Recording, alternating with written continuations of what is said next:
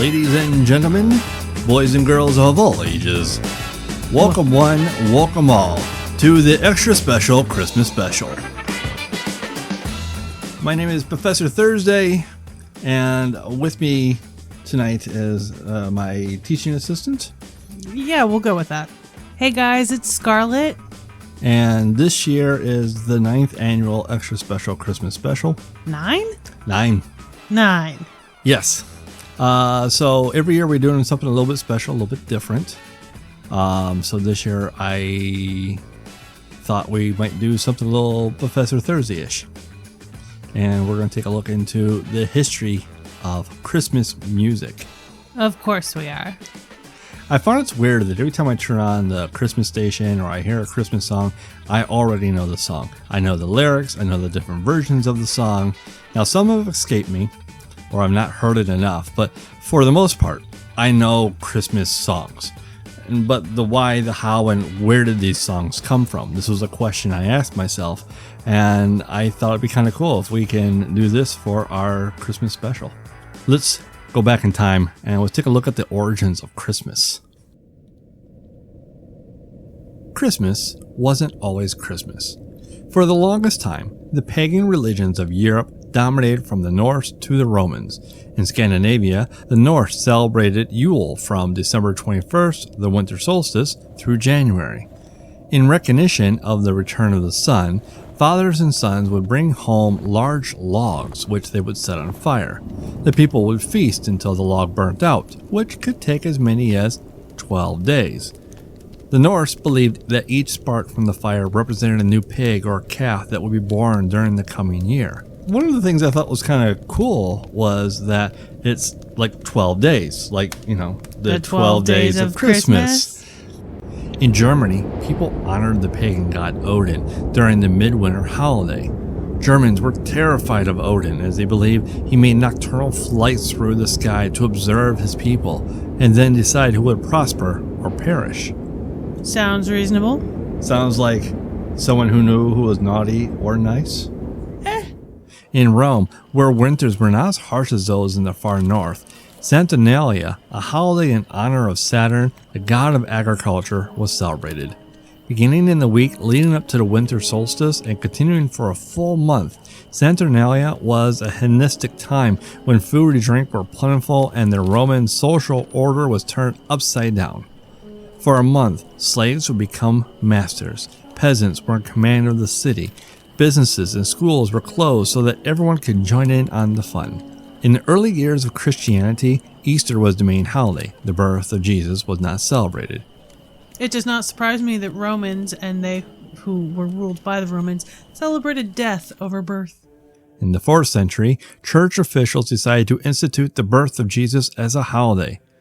Unfortunately, the Bible didn't mention the date of the birth, a fact that Puritans later pointed out in order to deny the legitimacy of the celebration, although some evidence suggests that his birth may have occurred in spring. Well, why else would shepherds be herding in the middle of winter?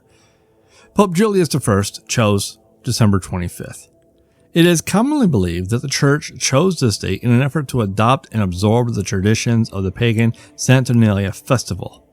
By holding Christmas at the same time as the traditional winter solstice festivals, church leaders increased the chances that Christmas would be popularly embraced, but gave up on the ability to dictate how it was celebrated. You mean the Christians were absorbing pagan holidays to benefit the Christians? I am shocked. By the Middle Ages, Christianity had, for the most part, replaced the pagan religion, and on Christmas, believers attended church and then celebrated raucously in a drunken, carnival-like atmosphere similar to today's Mardi Gras. For each year, a beggar or student would be crowned Lord of Misrule, and eager celebrants played the part of his subjects. The poor would go to the houses of the rich and demand the best food to drink. If the owners failed to comply, their visitors would most likely terrorize them with mischief. Christmas became the time of the year when the upper class could repay their real or imagined debt to society by entertaining less fortunate citizens. And this is how we end up with luck visit songs. We wish you a Merry Christmas, we wish you a Merry Christmas, we wish you a Merry Christmas and a Happy New Year. Good tidings we bring to you and your kin. Good tidings for Christmas and a happy new year. Carols were first sung in Europe thousands of years ago, but these were not Christmas carols. They were pagan songs sung at the winter solstice celebrations as people danced around stone circles. The winter solstice is the shortest day of the year, usually taking place around the 22nd of December. The word carol actually means dance or a song of praise and joy. Carols were used to be written and sung during all 4 seasons, but only the tradition of singing them at Christmas has really survived. Christmas celebrates the birth of Jesus, and then started to be celebrated at the same time as the solstice, so early Christians started singing Christian songs instead of pagan ones. In 129 AD, Roman bishops said the song called Angel's Hymn should be sung at Christmas service in Rome. Another famous early Christmas hymn was written in 760 by Comas of Jerusalem for the Greek Orthodox Church. Soon after, many composers all over Europe started to write Christmas carols. However, not many people liked them as they were all written and sung in Latin, a language that normal people couldn't understand.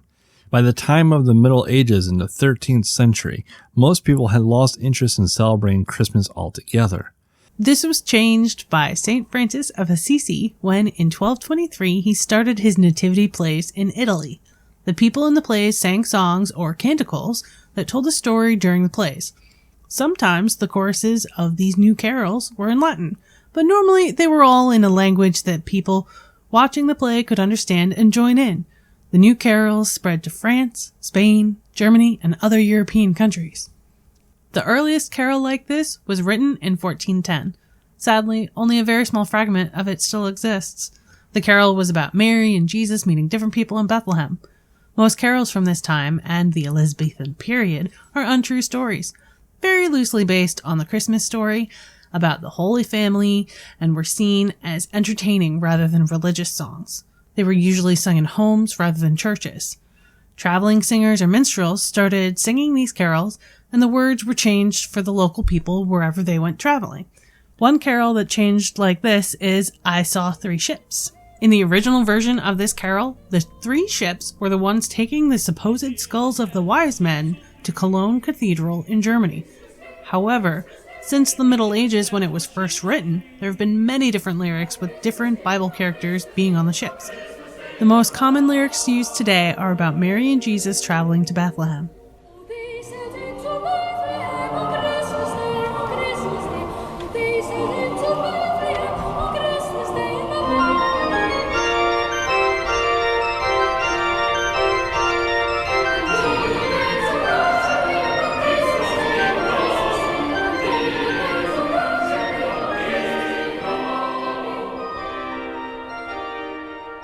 Many songs that were once popular in one language were translated into another language and then rewritten once again. The 12 Days of Christmas seem to come from a French children's song, translated into English and then made into a Christmas song about the days of Christmas to the Catholic Day of Epiphany on January 6th. In England, between 1558 and 1829, it was illegal for Catholics to practice their kind of Christianity in public or private. Being a Catholic was treated as a bad crime. Even if you owned a Catholic Bible, you could be put in prison. Catholics were stopped from worshiping because King Henry VIII fell out with the Holy Roman Church and started his own Protestant church, which is now called the Church of England. There were many people who were still Catholics and they worshipped in secret. Some people think the 12 Days of Christmas was written to help children learn about their Catholic religion. In the carol, the days are supposed to represent special symbols and have hidden meanings because it was illegal to have anything in writing that could indicate that you were a Catholic. But there's no evidence that this is true, and it seems mostly likely just a folk song that the special Catholic meanings were added to a much later date. The song begins on the first day of Christmas, "My true love gave to me." The true love was meant to represent God, the true love of the world. The me was meant to represent the man or woman who received these presents. The partridge in a pear tree means God. In ancient times, a partridge was often used as a mythological symbol of a divine, sacred king. Partridges weren't introduced into England from France until the 1770s, which also points to any extra meanings being added later. 2 turtle doves, Old and New Testaments of the Bible. 3 French hens, that's the Christian Trinity, God, Father, Son, Jesus, and the Holy Spirit. The 4 calling birds, originally 4 collie birds, the old name for blackbirds, are the 4 Gospels in the New Testament of the Bible. They could also mean the 4 major Old Testament prophets, Isaiah, Jeremiah, Ezekiel, and Daniel, or the 4 horsemen of the apocalypse, so take your pick. The 5 golden rings are the 5 senses. They could also mean the first 5 books of the Bible, also called the Pentateuch, the books of Moses, or the Torah. The 6 geese a-laying are the 6 days of creation. The 7 swans of swimming are the 7 liberal arts studied in medieval universities. Also, they could mean the 7 gifts of the Holy Spirit. The 8 maids milking are the 8 beatitudes, Jesus' teaching on happiness. The 9 ladies dancing are the 9 muses of the Greek mythology, which could also mean the fruits of the Holy Spirit. The 10 lords leaping are the 10 commandments in the Bible. The 11 pipers piping represent the 11,000 who have been martyred, killed for the Christian faith. Or it could also mean the 11 faithful disciples of Jesus, and the 12 drummers drumming were the 12 disciples of Jesus, or the 12 points of the Apostles' Creed. Another French song converted to Christmas was Bring a Torch, Jeanette Isabella. The carol was first published in France in 1668 by Nicolas Saboli and later converted to English in the 18th century. The song is about 2 female farmhands who discover a baby and his mother in a stable. Excited by this discovery, they run to a nearby village and tell the inhabitants, who rush to see the new arrivals. Visitors to the stable are urged to keep their voices quiet so the newborn can enjoy his dreams. To this day on Christmas Eve in the Provence region of France, children dressed as shepherds and milkmaids carry torches and candles while singing the carol on their way to midnight mass.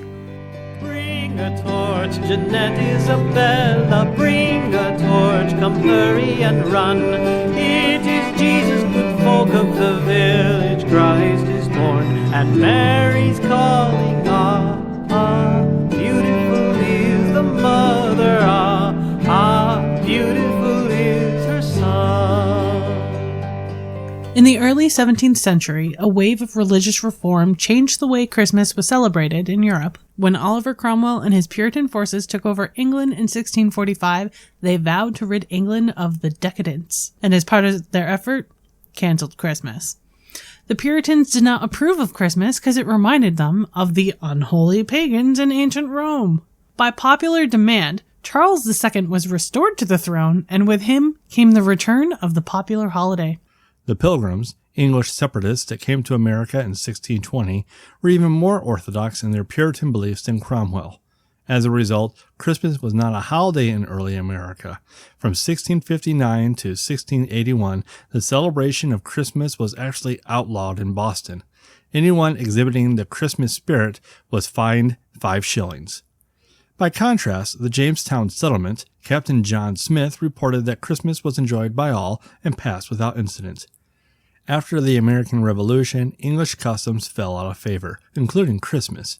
In fact, Christmas wasn't declared a federal holiday until June 26, 1870. That was by whom? Grant? Grant. Thanks, Grant.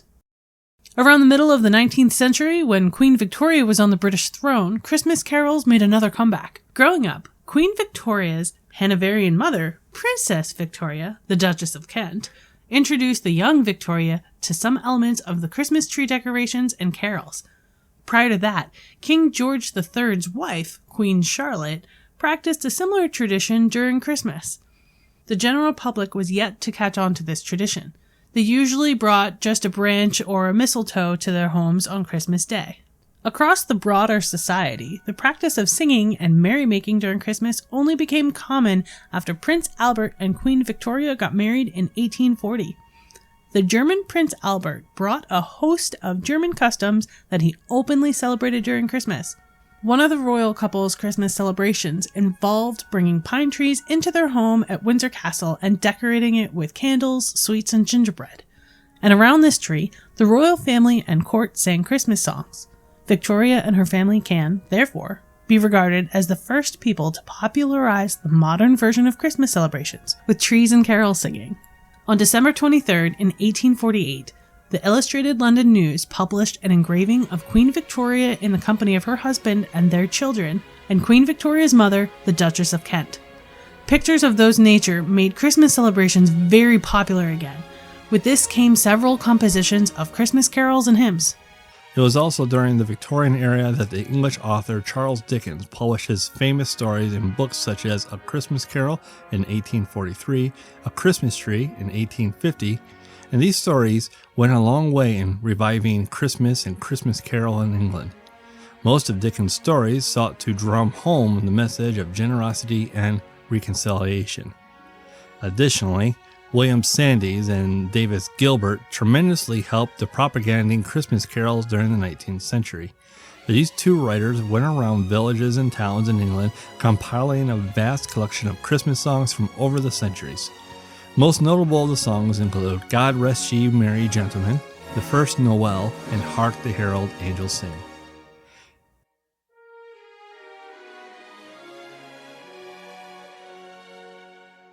English author Charles Dickens created a classic holiday tale, A Christmas Carol. The story's message, the importance of charity and goodwill towards all humankind, struck a powerful chord in the United States and England and showed members of Victorian society the benefits of celebrating the holiday. The family was also becoming less disciplined and more sensitive to the emotional needs of the children during the early 1800s.